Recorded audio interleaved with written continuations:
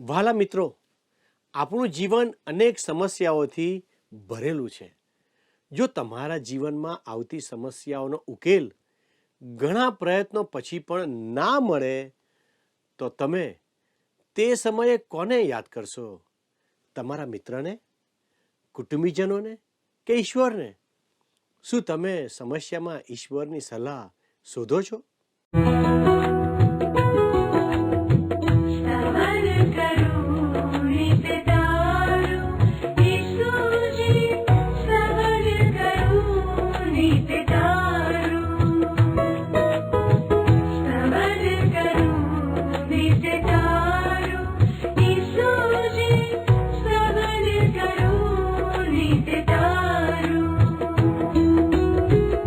आज सवारे साध सुनी तम महिमा करूं प्रभु तारो,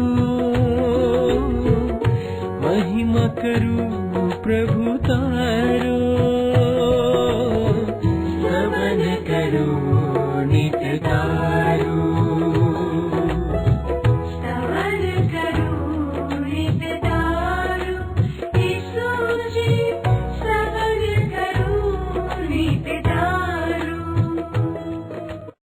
મારા વાલા દર્શક મિત્રો, નમસ્તે.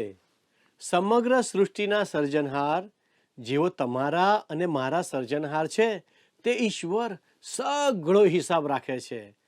આપણે જેટલી વાર ઈશ્વરના વચનો પર ધ્યાન આપીશું તેટલા વધારે આપણે ઈશ્વરને સમજવાનું શરૂ કરીશું અને તેટલો વધારે આપણે તેમનો આદર કરીશું અને તેમના વચનો તેમજ તેમની આજ્ઞાઓનું પાલન કરીશું.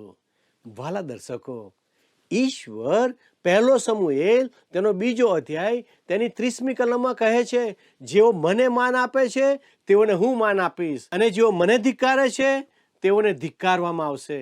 તો પછી તમે કહેશો કે ઈશ્વરે અય્યુબ જેવા પ્રામાણિક અને નિર્દોષ વ્યક્તિને શા માટે મુશ્કેલીમાં મૂક્યા?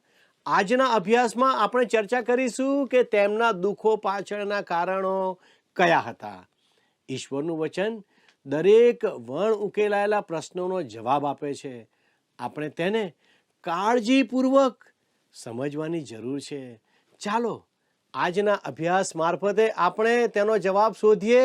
આજે આપણે અય્યુબનું પુસ્તક તેનો 5મો અધ્યાય તેની 8 થી 27 કલમ અને 6ઠ્ઠો અધ્યાય તેની 1 થી 17 કલમોનો અભ્યાસ કરીશું. 5મા અધ્યાયમાંથી આપણે શીખીશું કે જ્યારે આપણે કસોટીઓનો સામનો કરવો પડે છે ત્યારે પ્રાર્થના અને ઈશ્વરના વચનો દ્વારા આપણે ઈશ્વરને શોધવાની બાબતને પ્રાથમિકતા આપવી જોઈએ.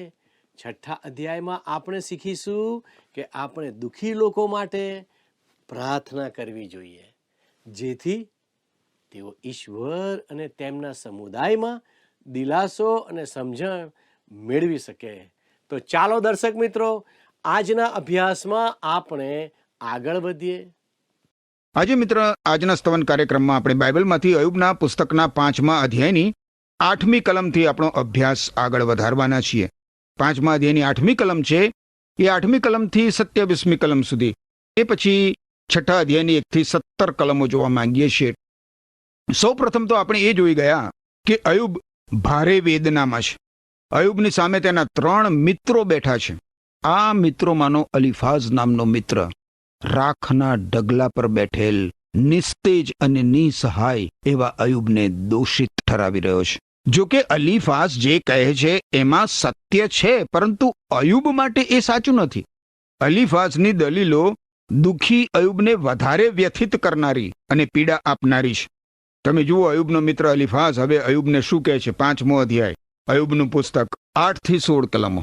તથાપિ હું તો દેવની ખોજ કરું અને મારી બાબત દેવને સોંપું. તે મોટા અને અગમ્ય કૃત્યો તથા અગણિત અદ્ભુત કાર્યો કરે છે.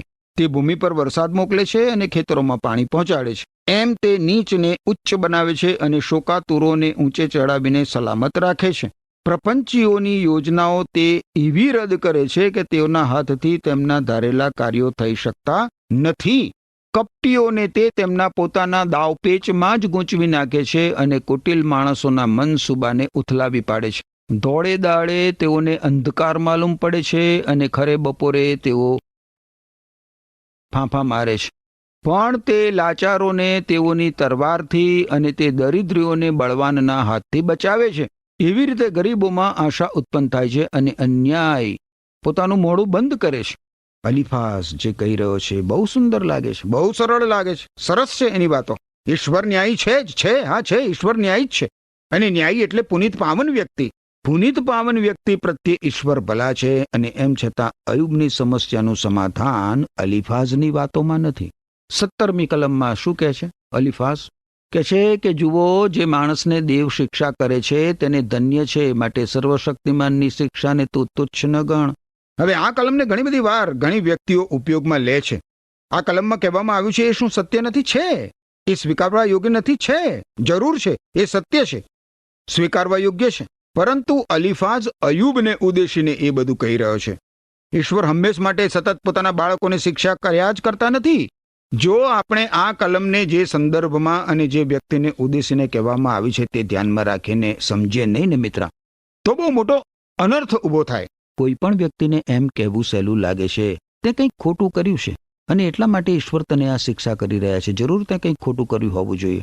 હા, એવી પરિસ્થિતિ ઊભી થઈ શકે છે, એમાં ના નથી. પણ એવું ના પણ હોય. આપણે કોઈની સમસ્યા આપણું અંતિમ મંતવ્ય વ્યક્ત કરી શકતા નથી.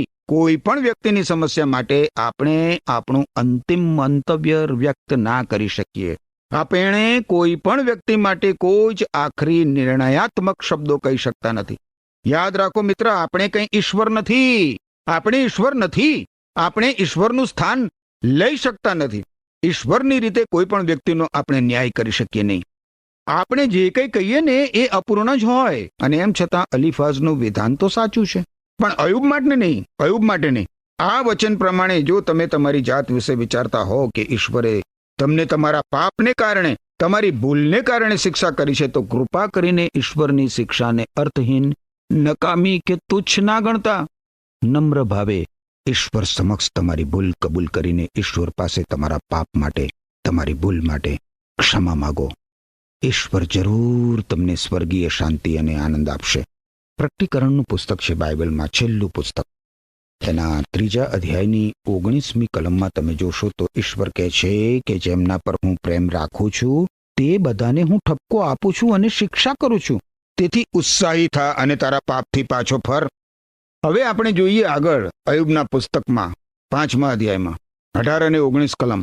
તો એમાં લખ્યું છે, અલીફાઝ અયુબને કહે છે, કેમ કે તે એટલે કે ઈશ્વર દુઃખી કરે છે અને તે જ પાટો બાંધે છે. તે ઘાયલ કરે છે અને તેનો હાથ તેને સાજુ કરે છે. 6 સંકટોમાંથી તે તને ઉગારશે, હા 7માંથી તને કંઈ હાનિ થશે નહીં. તમે જુઓ મિત્ર, 18મી કલમમાં ઈશ્વરનું કેટલું અદ્ભુત અને અલૌકિક ચિત્ર રજૂ કરવામાં આવ્યું છે. ઈશ્વર પાટો બાંધે છે, ઈશ્વર હાથને સાજો કરે છે. અને 19મી કલમ પ્રમાણે ઈશ્વર આપણને સર્વ સંકટોમાંથી ઉગારે છે. ઈશ્વર મનુષ્યને સંપૂર્ણ રીતે ઉગારે છે, સંપૂર્ણ રીતે બચાવે છે. ઈશ્વરનું કાર્ય અપૂર્ણ નથી હોતું મિત્ર, કારણ કે ઈશ્વર તો સંપૂર્ણ છે ને એટલે ઈશ્વર જે કંઈ કરે છે એ સંપૂર્ણ જ હોય અને સંપૂર્ણ હોય છે જ. પણ માણસે પાપને વશ થઈને ઈશ્વરની સંપૂર્ણતાને પાપનું કલંક લગાડ્યું. પાપનું કલંક. એમ છતાં તમે જુઓ, ઈશ્વરે એ કલંકને પણ એમના પુત્ર પ્રભુ ઈસુ ખ્રિસ્ત દ્વારા દૂર કરી દીધું. ઈશ્વરના નામને ધન્યવાદ છે, કારણ કે ઈશ્વર સંપૂર્ણ છે.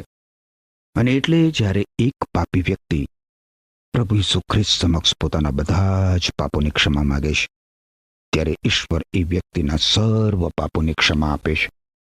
બાઇબલમાં નવા કરારના વિભાગમાં તમે જુઓ તો યોહાને લખેલો પહેલો પત્ર છે, એના 1 અધ્યાયની 9મી કલમમાં લખ્યું છે, જો ઈશ્વર સમક્ષ આપણે આપણા પાપ કબૂલ કરીએ તો ઈશ્વર પોતાનું વચન પાળશે અને યથાયોગ્ય કરશે. ઈશ્વર આપણા પાપની ક્ષમા આપશે અને બધા દુષ્કર્મોથી આપણને શુદ્ધ કરશે. કેટલા બધા મહાન છે ઈશ્વર મિત્ર, જરા વિચાર કરો. ખેર, આપણે હવે અયુબના પુસ્તકના 5મા અધ્યાયમાં આગળ વધીએ અને 20 થી 26 કલમો જોઈએ. અહીં લખ્યું છે, તે તને દુકાળમાં મોતથી અને યુદ્ધમાં તરવારના ઝાટકાથી છોડાવશે.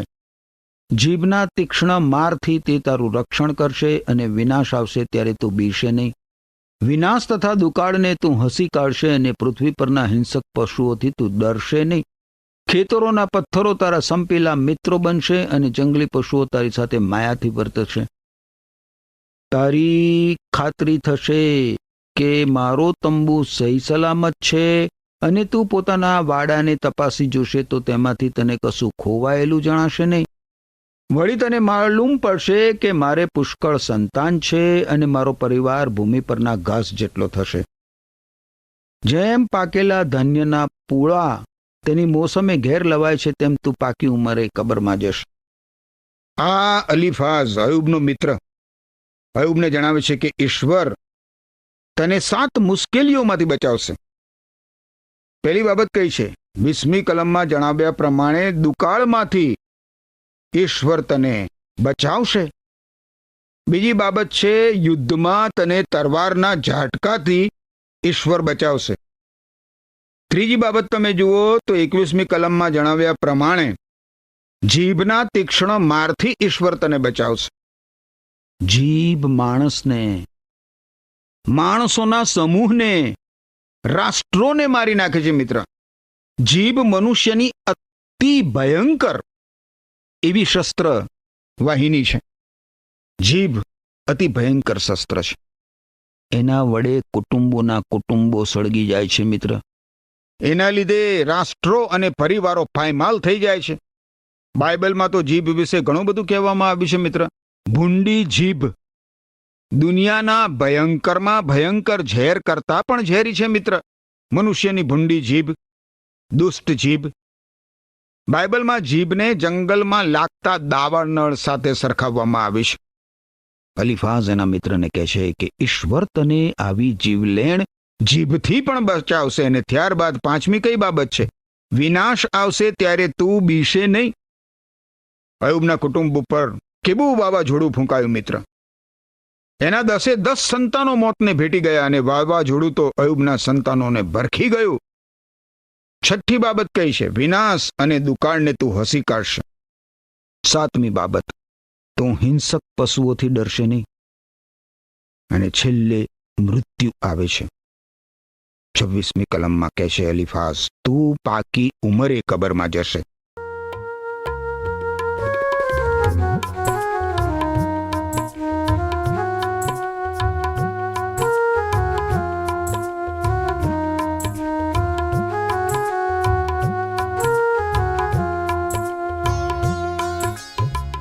ઝરણામાં જેમ આખો સાગર સમાય નહીં, પ્રભુ તારો પ્રેમ મારા હૈયામાં માય નહીં. પ્રભુ તારો પ્રેમ મારા હૈયામાં માય નહીં. ઝરણામાં જેમ આખો સાગર સમાય નહીં, પ્રભુ તારો પ્રેમ મારા હૈયામાં માય નહીં. ઈસુ તારો પ્રેમ મારા હૈયામાં માય નહીં.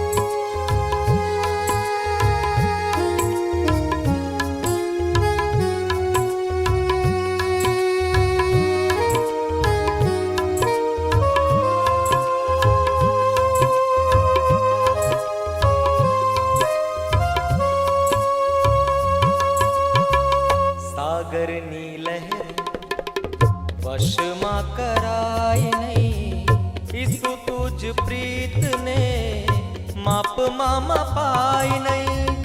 જીવન અમારું તુજ પ્રેમ સાટે અર્પું તો એ તો પૂરતું કહેવાય નહીં. નભના સિતારા જેમ નજરોમાં માય નહીં, પ્રભુ તારો પ્રેમ મારા હૈયામાં માય નહીં. ઈસુ તારો પ્રેમ મારા હૈયામાં માય નહીં.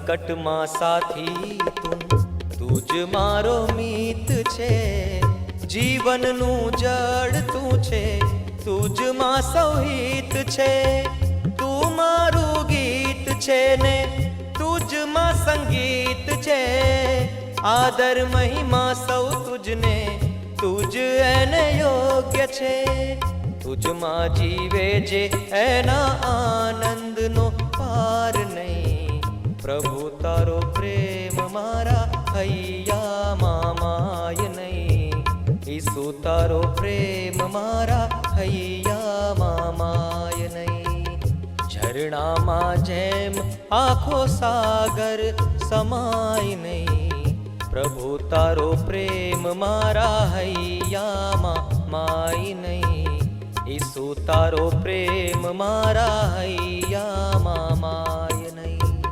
ઝરણામાં જેમ આખો સાગર સમાય નહીં, ઈસુ તારો પ્રેમ મારા હૈયામાં માય નહીં, પ્રભુ તારો પ્રેમ મારા હૈયામાં માય નહીં, પ્રભુ તારો પ્રેમ મારા હૈયામાં માય નહીં, ઈસુ તારો પ્રેમ મારા હૈયામાં માય નહીં.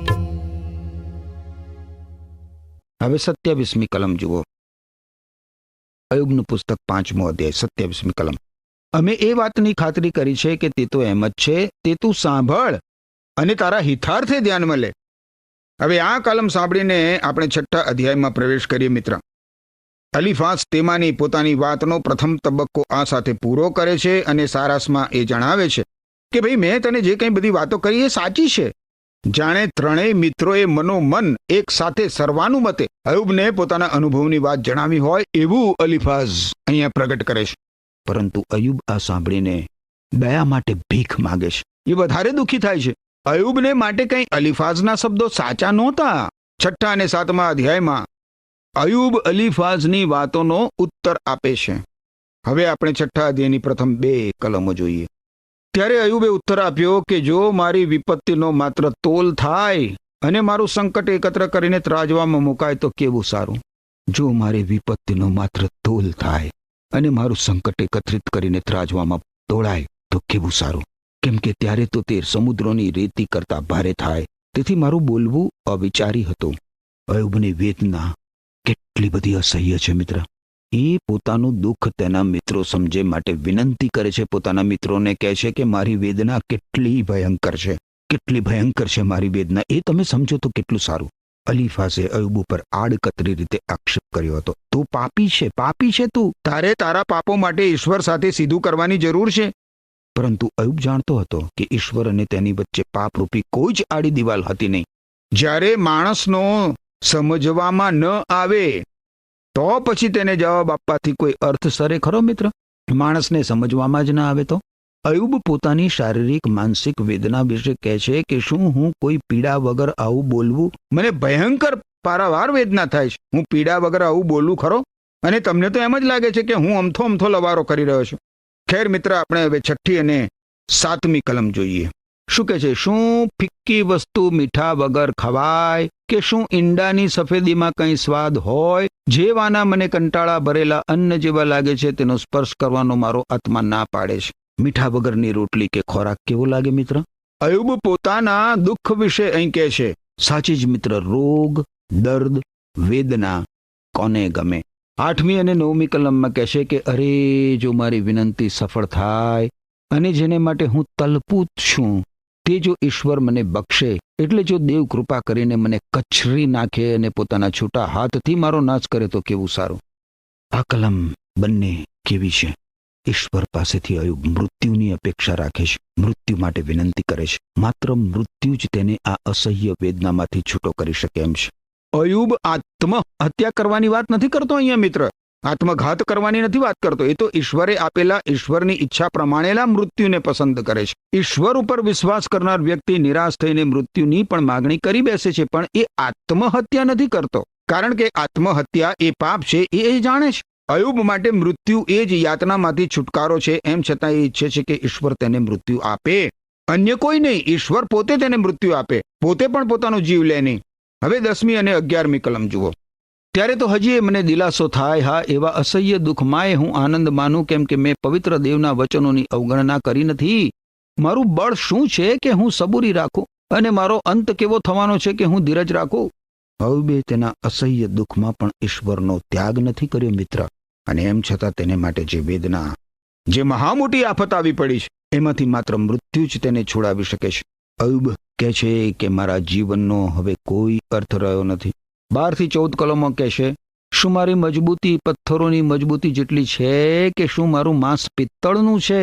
શું હું પંડે બિલકુલ લાચાર નથી? શું દાપણથી કામ કરવાની શક્તિનો મારામાંથી લોપ થયો નથી? નિરાશ થયેલા માણસ પર તેના મિત્રએ કરુણા રાખવી જોઈએ. રખે ને તે સર્વશક્તિમાનનો ત્યાગ કરી દે. અયુબ કહે છે કે મારું શરીર તમારા શરીર જેવું છે, એ પથ્થરનું કે પિત્તળની ધાતુ જેવું મજબૂત નથી ભાઈ.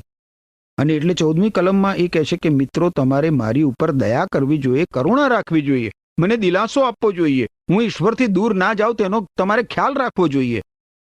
તમે જુઓ મિત્ર, શૈતાને અયુબના મિત્રરૂપી આધાર અને ટેકાને પણ દૂર કરી દીધો. પણ અયુબનો સાચો આધાર તો ઈશ્વર ઉપર જ છે, માણસો ઉપર નહીં.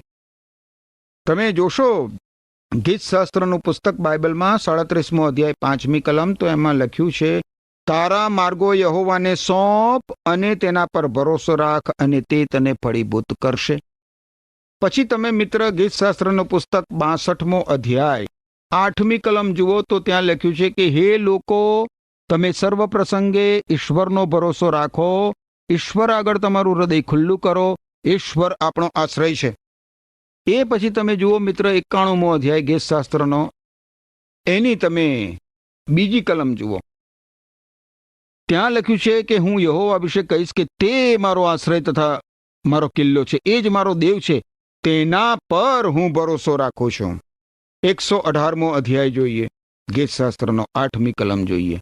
માણસો પર ભરોસો કરવા કરતા યહોવા ઈશ્વર ઉપર આધાર રાખવો સારો છે. આ ઈશ્વરના પવિત્ર વચનો અયુબની જેમ ઈશ્વર ઉપર વિશ્વાસ અને આધાર રાખવા માટે આપણને પ્રેરણા આપે છે મિત્ર. હવે આપણે 15મી કલમ જોઈએ, અયુબનું પુસ્તક 6ઠ્ઠો અધ્યાય.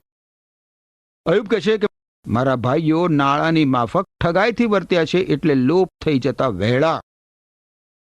અયુબે જ્યારે તેના મિત્રોને તેની પાસે આવતા જોયા હશે, ત્યારે એને એના હૃદયમાં શાંતવન અને દિલાસો મળ્યા હશે કે હાશ, મારા દુઃખમાં મારી પડખે ઊભા રહેવા માટે મારા મિત્રો આખરે આવી પહોંચ્યા.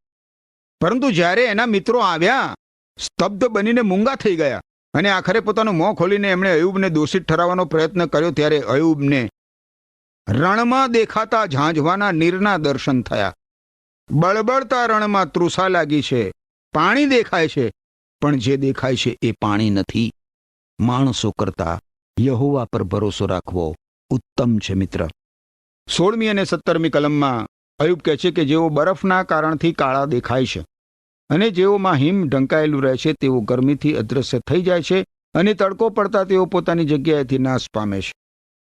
આપણી સમક્ષ અયુબ મિત્ર જે ચિત્ર ખડું કરે છે, એ આજના માનવીની વાસ્તવિક આંતરિક પરિસ્થિતિનું ચિત્ર છે. માણસને તો એમ લાગે છે કે મારી સાથે ઘણા બધા લોકો છે, મને મદદ કરનારા ઘણા બધા લોકો છે, પણ વાસ્તવમાં તો માનવી એકલો અટુલો જ અને સાવ નિરાધાર છે. એની આસપાસનું બધું જ ભ્રામક છે અને છેતરનારું છે. એ દ્રશ્ય લાગે છે, પણ પછી અદૃશ્ય થઈ જાય છે. મારા મિત્ર, માનવીની ખરી જરૂરિયાત ઈશ્વર છે. આવી પરિસ્થિતિમાં માનવીએ પ્રથમ ઈશ્વરને હાંક મારવાની જરૂર હોય છે. તમે જુઓ, બાઇબલમાં યર્મિયા સંદેશવાકનું પુસ્તક છે, એના 33મા અધ્યાયની 3જી કલમમાં ઈશ્વર કહે છે કે મને હાંક માર, મને પોકાર કર, એટલે હું તને ઉત્તર આપીશ, ને જે મોટી તથા ગૂઢ વાતો તું જાણતો નથી તે હું તને પ્રગટ કરીશ. મને હાંક માર, ઈશ્વર કહે છે, મને હાંક માર, હું તને ઉત્તર આપીશ. મિત્ર, તમારા જીવનમાં આવતી વિકટ પરિસ્થિતિમાં તમે શું કરો છો? શું તમે લોકોને દોષ આપો છો? શું તમારા પરિવારજનોનો વાંક કાઢો છો? શું તમે ઈશ્વરને શાપ આપો છો? શક્ય છે કે તમે સાચા જીવંત ઈશ્વરને બદલે માનવ સર્જિત કાલ્પનિક ઈશ્વર પાસેથી મદદની અપેક્ષા રાખી હોય, જેના પરિણામે તમે વધારે નિરાશ બન્યા હો. તમે ઈશ્વર પાસેથી મદદ મેળવવા ઈશ્વરને પોકાર કરી રહ્યા હો પણ એ સાંભળતા નથી. આવા સમયે મિત્ર પ્રભુ ઈસુ ખ્રિસ્ત પર વિશ્વાસ મૂકીને ઈસુ ખ્રિસ્તને શરણે આવો. અરે પ્રભુ ઈસુ ખ્રિસ્તનો અનુભવ તો કરી જુઓ મિત્ર. પ્રભુ ઈસુ ખ્રિસ્ત તમને જરૂર નવું જીવન આપશે. આમેન. મિત્રો, આજના પાઠમાં આપણે જાણ્યું કે અય્યુબનો મિત્ર અલીફાજ ઈશ્વરની મહાનતાની પ્રશંસા કરે છે અને સમજાવે છે કે ઈશ્વર ઘાયલ કરે છે અને પાટા પણ બાંધે છે. તે ભાંગી નાખે છે પણ સાજા પણ કરે છે. તેથી દુઃખના સમયમાં આપણે ઈશ્વરને શોધવા જોઈએ. ઈશ્વરની શિક્ષા તેમના પ્રેમની અભિવ્યક્તિ છે. તે આપણે સમજવાની જરૂર છે. ઈશ્વરનું શાણપણ આપણી સમજ કરતાં વધારે છે અને તેમની યોજનાઓ આખરે આપણા માટે ભલી છે. જેઓ તેમના વિશ્વાસમાં અડગ રહે છે તેમને પુનઃસ્થાપિત કરવા અને આશીર્વાદ આપવાના ઈશ્વરના વચનમાં આશા અને વિશ્વાસ આપણે જાળવી રાખવાનો છે. અલીફાઝ એમ પણ જણાવે છે મિત્રો કે ન્યાયી માણસો દુકાળ, યુદ્ધ, નિંદા, વિનાશ અને મૃત્યુથી સુરક્ષિત રહેશે. તેઓ લાંબુ જીવન જીવશે. તેમના વંશજો પૃથ્વીના અનાજ જેટલા અસંખ્ય હશે. આપણે મુશ્કેલીઓનો સામનો કરી રહેલા મિત્રો અને પ્રિયજનોને ટેકો આપવા માટે ઈશ્વર પાસે ડાપણ અને કરુણા માગીએ.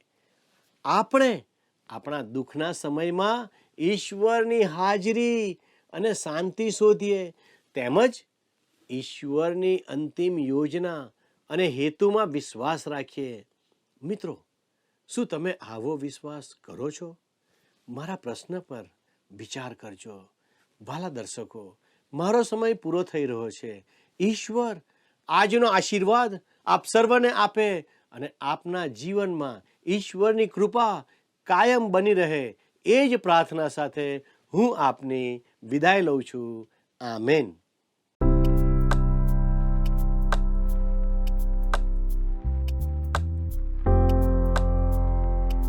મિત્રો, ગત પ્રશ્નનો જવાબ છે ઈશ્વરને.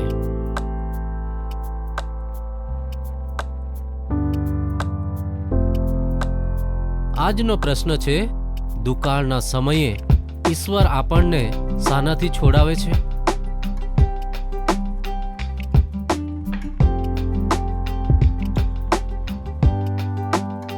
જવાબ આપેલ સ્ક્રીન પર દર્શાવેલ વોટ્સએપ નંબર પર આપવાનો રહેશે. કાર્યક્રમ દરમિયાન પૂછેલા પ્રશ્નોનો સાચો જવાબ આપનાર વિજેતાઓના નામ દર મહિનાના પ્રથમ સોમવારે જાહેર કરવામાં આવશે.